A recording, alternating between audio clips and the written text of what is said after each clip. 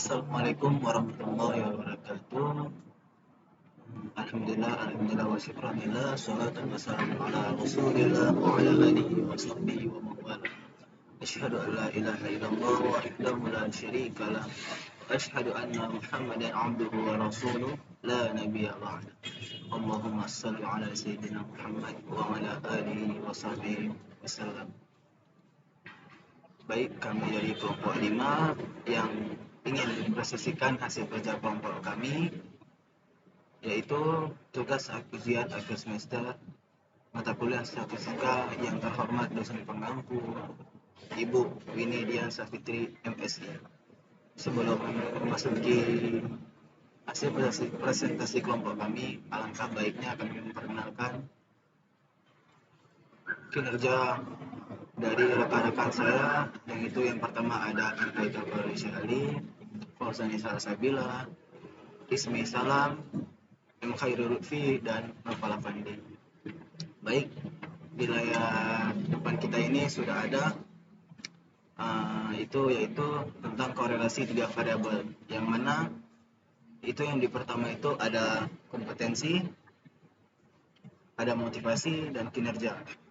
Setelah itu bagaimana kita untuk mencari hasil dari korelasi tersebut? Maka setelah kita membuatkan desimal yang 0 semua sini, maka setelah itu kita lihat bagian dari data view-nya dulu ya.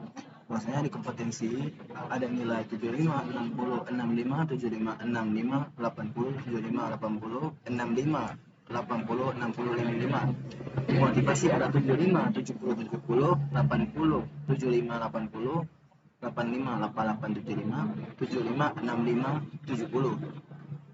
70. Sedangkan di kinerja yaitu ada 80, 75, 75, 90, 85, 85, 95, 95, 80, 90, 75, 75.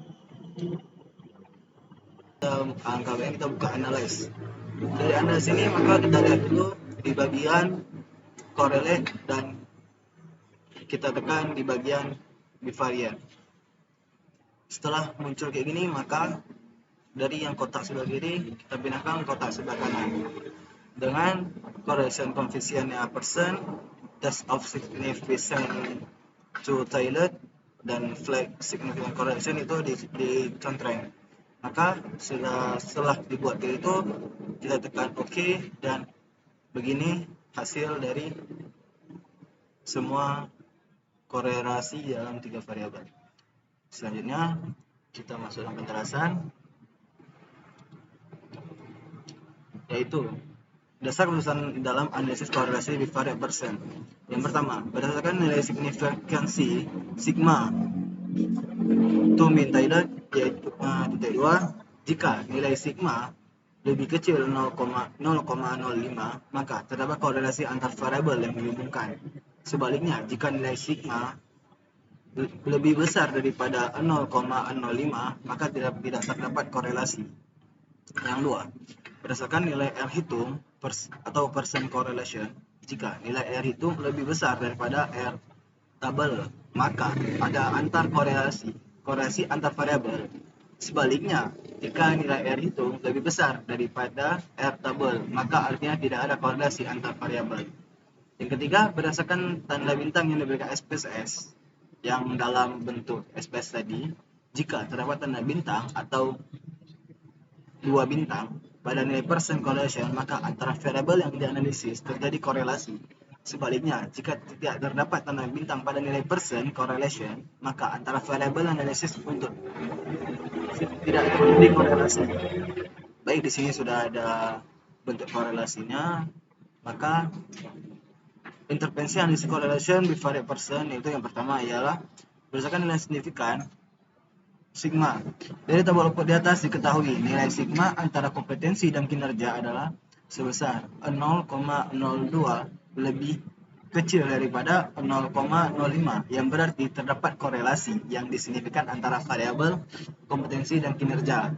Selanjutnya, hubungan antara motivasi dan kinerja memiliki sigma sebesar 0,000 lebih kecil daripada 0,05, yang berarti terdapat korelasi yang signifikan antara variabel motivasi dan kinerja. Soalnya ada berdasarkan nilai R hitung percent correlation diketahui.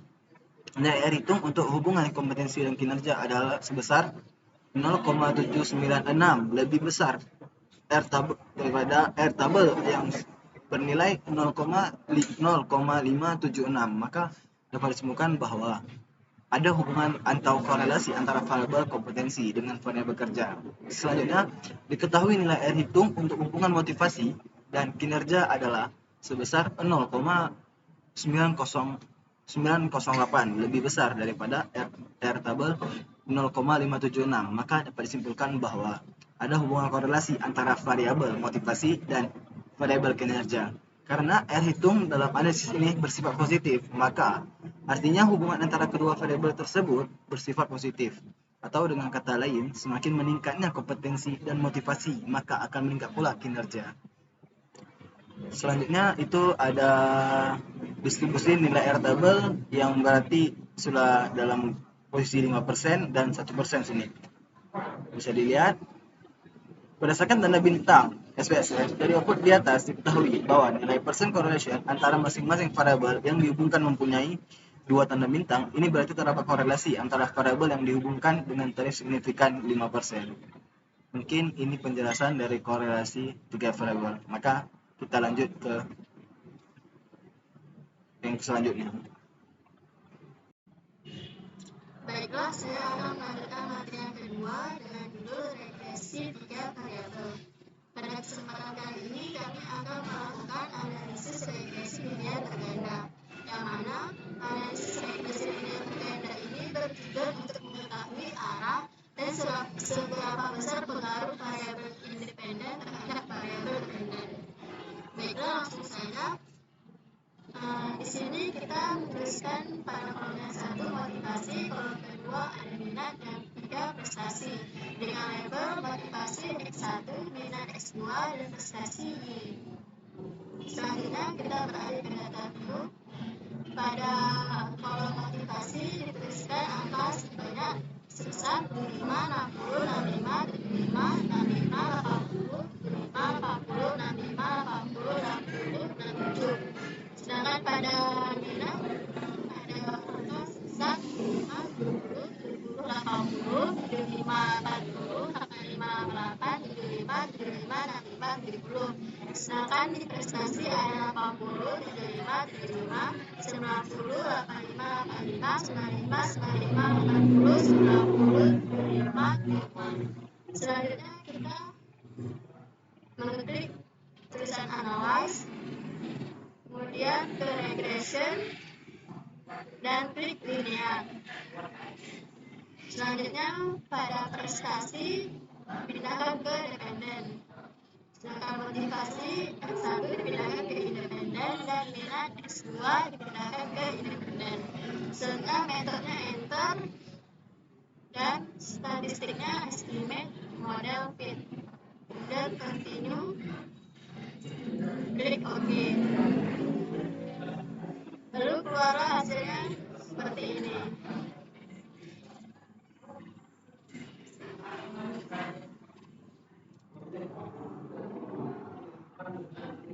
Dan ringkasan analisisnya seperti ini, yaitu konstanta 2,612, X1 motivasi 0,192, X2 minat 0,888, dengan T itu X1 0,894, X2 3,567, dan sigma pada X1 0,395, sigma pada X2 0,006.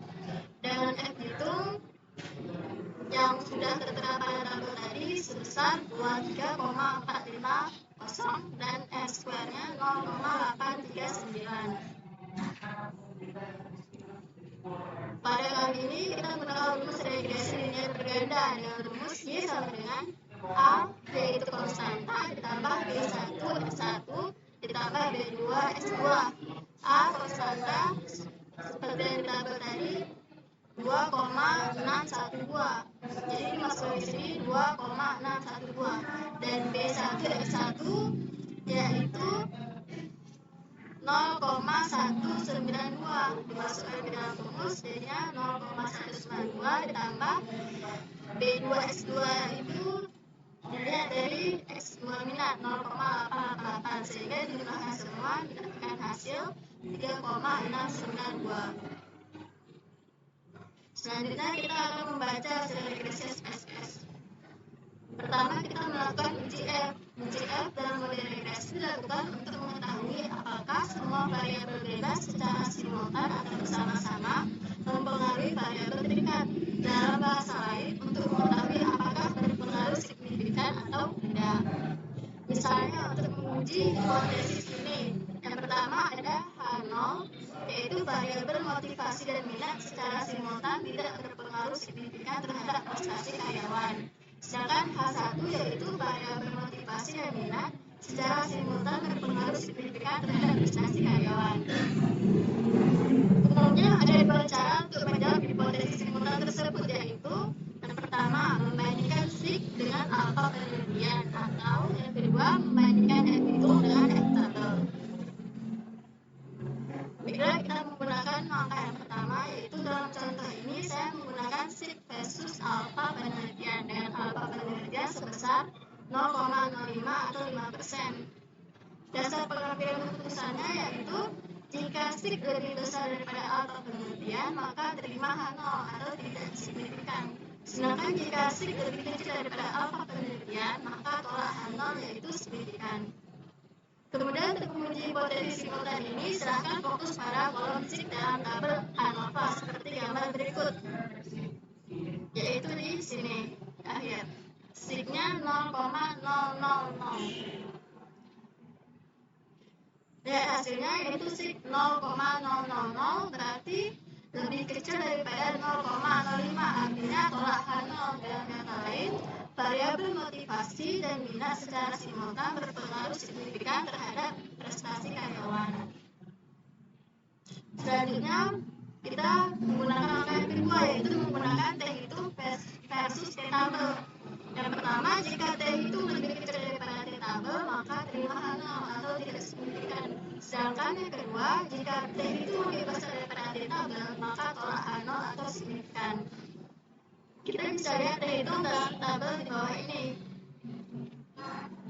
Pada tabel T yang di sini ya. Untuk variabel minat, kita lihat T hitungnya pada variabel minat yaitu sebesar 3,567. Selanjutnya, untuk mengambil nilai di tabel yang benar, kita harus melihat dari kotak DF dan alfa. Dalam contoh ini, alfa penelitiannya 5%, sedangkan nilai DF dapat dilihat pada kolom DF dalam tabel ANOVA, seperti gambar yang bawah ini. Kita melihat angka DF-nya pada residual, jadi DF-nya 9. Karena DF-nya 9 dan alfanya 5% atau 0,05, maka kita melihat pada tabel di bawah ini. Kemudian dilihat pada tabel dengan alfa 5% atau 0,05 dan DF-nya 9, maka dapat angka sebesar 2,26216.